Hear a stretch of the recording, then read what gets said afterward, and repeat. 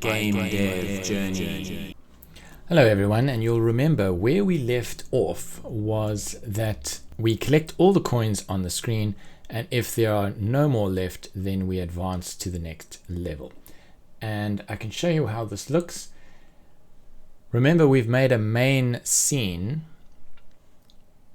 over here. This is our main scene. So if we click play, we've now set it as the main scene, and here you can see it's just spawning infinite coins at the moment. So we're going to have to investigate that problem. But I just want to show you how to set your main scene. You can go to project settings, run, and over here it says main scene. This will be the first scene that runs when you launch your program, and you can select any scene you like over here. You can go to your folder and choose any of the scenes. And of course we've already set ours to main, but if you hadn't done that, or if for some reason you wanted to change the main scene later, this is how to select the main scene that runs your program. Now let's investigate that bug that's spawning infinite coins.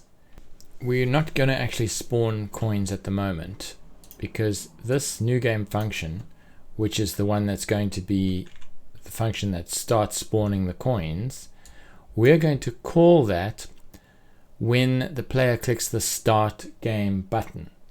And we have no start game button yet. Alright, so we've set everything up now.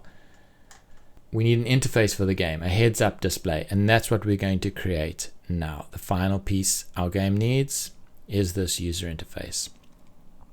So this will display information that the player needs to see during gameplay. So as I've said before, this can be called a heads up display, and the information appears as an overlay on top of the game view. And we'll have a start button on this screen. So we'll also have the score, we'll have how much time is left over, we'll have a message such as game over, and of course our start button. So let's create this scene. So we're going to create a new scene. So we'll save what we've got. We're going to click plus. So here we've got a new scene over here. We're going to add a canvas layer node. So you can press plus or Control A, search for canvas layer, and it tells you it's a canvas drawing layer. Create that.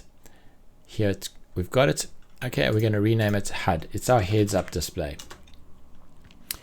So a canvas layer node allows you to draw your user interface elements on a layer above the rest of the game, so that the information it displays doesn't get covered up by any game elements like the player or the coins.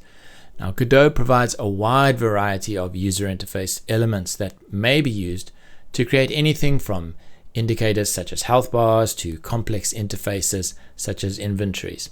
In fact, the Godot editor that you're using right now to make this game is built in Godot using these same elements. So the basic nodes for user interface elements are extended from a node called control, and they appear with green icons in the node list. So to create our user interface, we're going to use various control nodes to position, format, and display information. So let's get started. Now, control nodes have a position and a size, but they also have properties called anchors and margins. Now the anchors define the origin or the reference point for the edges of the node. Obviously this is relative to the parent container of that node. Margins represent the distance from the control node's edge to its corresponding anchor. Margins update automatically when you move or resize a node. So we're going to add a label node. So I'm going to click plus and search for label. Notice it's green, and you can see it's descended from control node. So we're going to add a label. We're going to create over there, and we're going to rename it to message label. So you can just type message in the front. This label is going to display the game's title as well as game over when the game ends. Now we want it to be in the center of the screen, so we could drag it to the center with our mouse, but if you want to do things precisely, you should use its anchor properties. So we can select view, show helpers. Okay, but here you get these extra helpers on the node, these like green arrows. These are the anchor positions. Now we can click on layout, and we can use this to select horizontal center wide, so H center wide. Click on that and you'll notice that your label goes to the center of the screen and is stretched horizontally across. So it's spanning the entire width of the screen and it's centered vertically. It's in the middle. The text property in the inspector sets what text the label displays. So we can set it to treasure hunt. Over here we can type treasure hunt, and that's what's being displayed there in that label. Okay. We can also align it to the center like that. Now, one thing you'll notice is that the label node's font is very, very small. You can see how much I've had to zoom in. So we need to change that by assigning a custom font.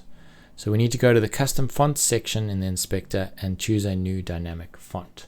So if you come down here to theme override fonts, and we choose new dynamic font, and you click on the font, click on new dynamic font, and then click on font data is empty. You'll see that I've given you a font in the treasure hunt folder, in the fonts folder. I've given you a font for called TrimD. If you drag that on to where it says dynamic font, you can then see it's changed the font over there, but it's still very small. But now we can actually go to the settings of the font and change the size to something like 48. And now you have a large heading or title, maybe 64. Now you have a large title and a sort of a pirate font for your game. Okay, so that's our font. Now we need to do the score and the time display. Now I've got a different font here for the scoreboard, which we'll use. Okay, but on the top of this heads-up display, we're going to put the player's score, maybe in the top left, and maybe the top right, we put the time remaining. These are going to be labels again, so we're going to need more labels. But rather than position them separately, we're going to use a container node to manage the positions more easily. Now, user interface containers automatically arrange the positions of their child control nodes, and you can use them to add padding around elements, center them, or even arrange them in rows and columns. Each type of container has special properties that control how they arrange their children, and you can see these properties in the custom constants section of the inspector. So in order to manage the score and time labels properly, we're going to add a margin container to the HUD. So you got to click on HUD over here, click on press Control A, search for margin, and here you see a margin container. Add that, and we're going to use the layout menu to set anchors to top wide. Sorry, I didn't click top wide. I clicked left wide. So make sure you're on top wide, and then set your margins to 10, 10, 10. Now, since the score and time labels are going to use the same font settings as the message label, we could just duplicate it. But because we're going to use a different font, what we'll do, in fact, we will duplicate it and we'll just change the font. Okay, so you can go to the message label, right? And you can press Control D twice. Okay, and you can change one to score label and the other to time label. Score label and the other one to time label. Okay, now we're going to go to score label and change the font. So if you come down to theme overrides, fonts, dynamic font, we're going to change this font here because I've got this scoreboard one that I want to use. So I'm going to put that in. And I'm going to do the same for the time label. I'm going to go to theme overrides, fonts, dynamic font, and that's in fact already got the time label. And we can go ahead for score label to the text and just change it to 0. And for the time label, we can also put it as 0 for now as well. Okay. Now, what we're going to need to do is to align them the correct way, because score label needs to be aligned left and time label needs to be aligned right. So on score label, make sure that align is left, and on time label, make sure that align is right. So now they're on opposite sides. And one thing we need to do is that score label and time label, they need to be children of margin containers. So they highlight them and put them inside margin container. And now you can see they go to their correct positions. So score label is aligned left. Time label is aligned right. The margin container, let's just make sure it is top wide again there. Now we need to update these values using a script. So we're going to have to add a script to the HUD node.